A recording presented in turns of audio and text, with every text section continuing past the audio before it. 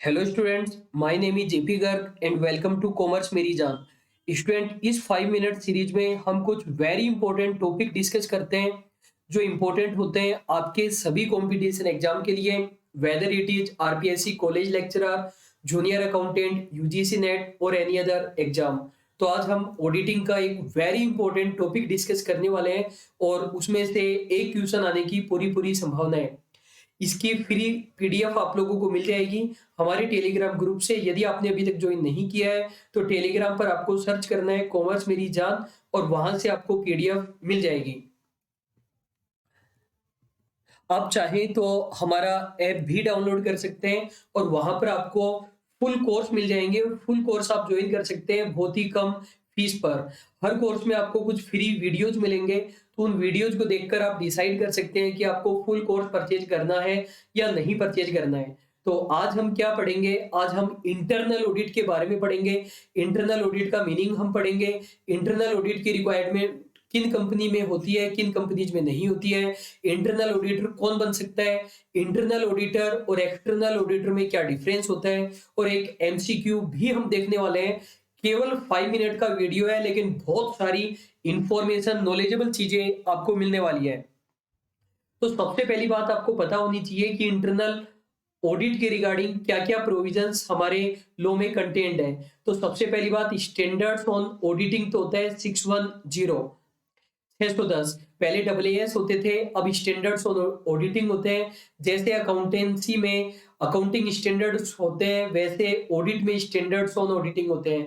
तो ये आपको याद रखना है, एग्जाम में डायरेक्टली क्वेश्चन आ सकता है कि इंटरनल ऑडिट के रिगार्डिंग ऐसे नंबर कौन सा है। तो 610 है, using the work of internal auditor. क्या कहता है ये? ऐसे कि जो हमारा एक्सटर्नल या मेन ऑडिटर है वो इंटरनल ऑडिटर के वर्क को काम में ले सकता है। और सेक्शन होता है हमारे कंपनीज एक्ट का सेक्शन नंबर 138। इंटरनल ऑडिट किसे कहते हैं? इंटरनल ऑडिट एक अप्रेजल एक्टिविटी है। अप्रेजल का मतलब इवैल्यूएशन करना, चेक करना।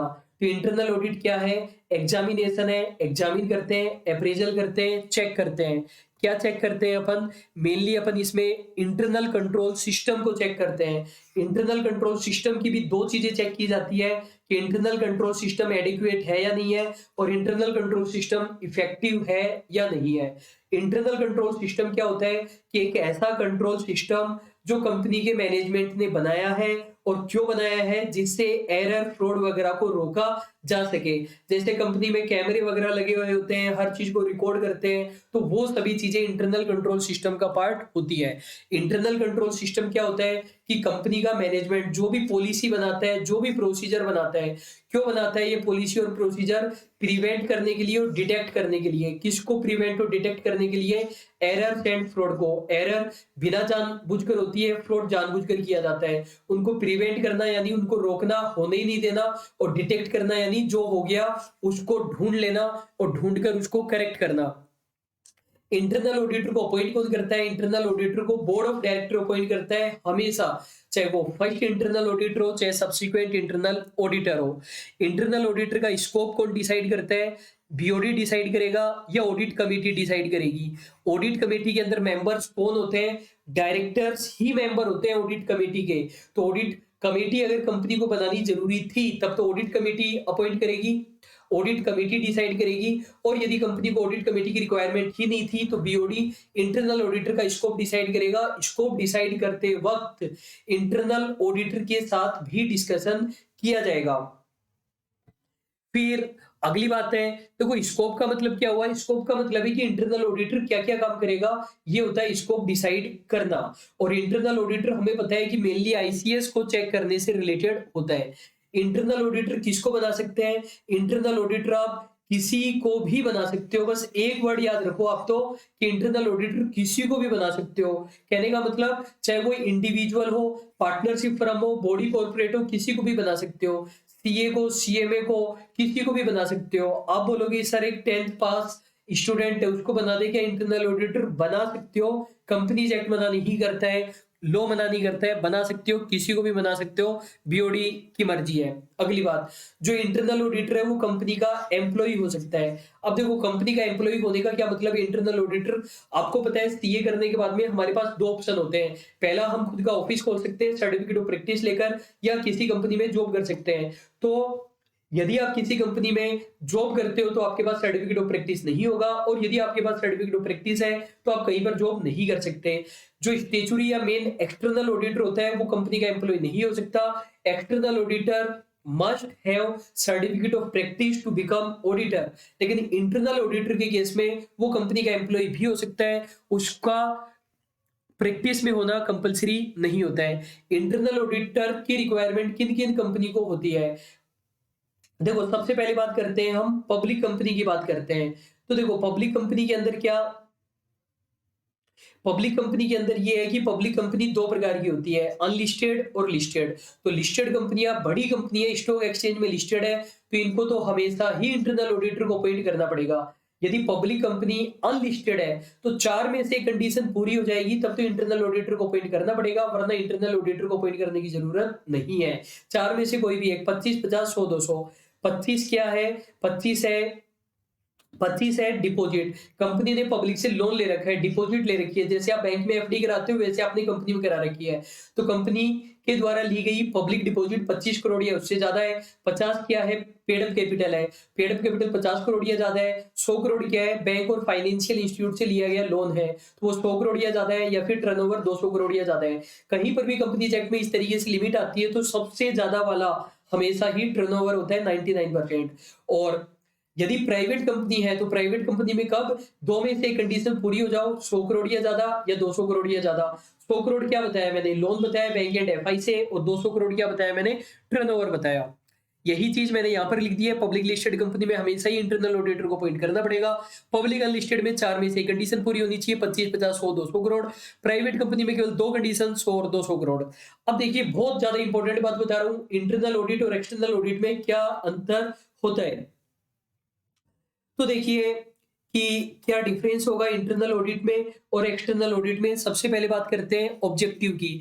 स्टेचुरी ऑडिट का ऑब्जेक्टिव क्या होता है, ओपिनियन एक्सप्रेस करना कि financial statement true and fair view present करते हैं कि नहीं करते। और इंटरनल ऑडिट में इंटरनल कंट्रोल सिस्टम को चेक करते हैं।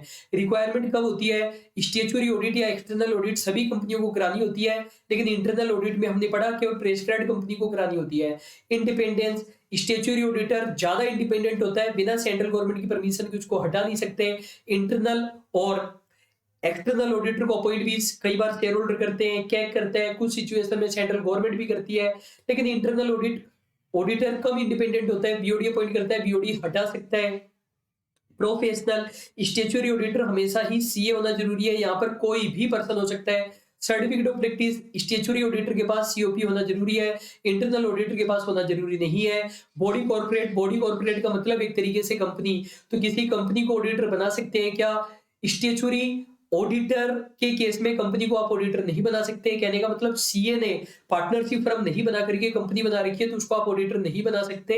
एलएलपी को बना सकते हो, बॉडी कॉर्पोरेट का एक एक्सेप्शन होता है, लेकिन इंटरनल ऑडिट के केस में बना सकते हो। अपॉइंट कौन करता है, स्टेचुरी ऑडिट के केस में शेयर होल्डर, बीओडी और कैग करता है। सेंट्रल गवर्नमेंट केवल और केवल एक ही सिचुएशन में करती है, वो मैं आपको आगे बताऊंगा, आपको पता हो तो कमेंट बॉक्स में बता देना। और इंटरनल ऑडिट को हमेशा ही बीओडी करता है। इसको स्टेचुरी ऑडिटर क्या क्या चेक करेगा, ये लीगल प्रोविजन से डिसाइड होता है, कंपनीज एक्ट बताता है, वेरियस ऐसे बताते हैं। बीओडी स्टेचुरी ऑडिटर को बोले कि कम ऑडिट कर देना तो करेगा क्या, सीए कम ऑडिट नहीं करेगा, क्योंकि एक्ट ने बोल दिया, लॉ ने बोल दिया कि ये चीजें चेक ही करनी पड़ेगी। और इंटरनल ऑडिट के केस में तो जो बीओडी बोलेगा वो चेक कर देगा। अब हमारा ये क्वेश्चन है, which of the following statement is not correct. ये बताना है कि कौन सा स्टेटमेंट करेक्ट नहीं है, मतलब। और ऑप्शन हमें कैसे दे रखे हैं, इस तरीके से ऑप्शन हमें दे रखे हैं, तो हमें फॉल्स स्टेटमेंट को ढूंढना है। तो पहला हमारा स्टेटमेंट है कि internal auditor can be employ of company, internal auditor employ हो सकता है कंपनी का। सही है कि गलत है, सही है, ये तो ट्रू है। फिर बोल रहा है internal auditor may not be employ of company, ये भी ट्रू है। जिसने नहीं पढ़ा वो ये सोचेगा या तो फर्स्ट वाला करेक्ट है या सेकंड वाला करेक्ट है, लेकिन हमें पता है दोनों करेक्ट है। तीसरा, private company doesn't require internal audit, ये फॉल्स है, क्योंकि प्राइवेट कंपनी को भी इंटरनल ऑडिटर की रिक्वायरमेंट हो सकती है। यदि Outstanding loan from bank and FI is more than equal to 100 crore or turnover is more than equal to 200 crore. Statutory auditor may rely on the work of internal auditor, ये भी correct है. Statutory auditor internal auditor के work पर rely कर सकता है. ये कहता है हमारा SA 610, लेकिन उससे पहले उसको इंटरनल ऑडिटर के वर्क को चेक कर लेना चाहिए कि उसने कितना चेक किया है. तो इन्होंने फॉल्स पूछा था, केवल स्टेटमेंट नंबर 3 हमारा इनकरेक्ट है.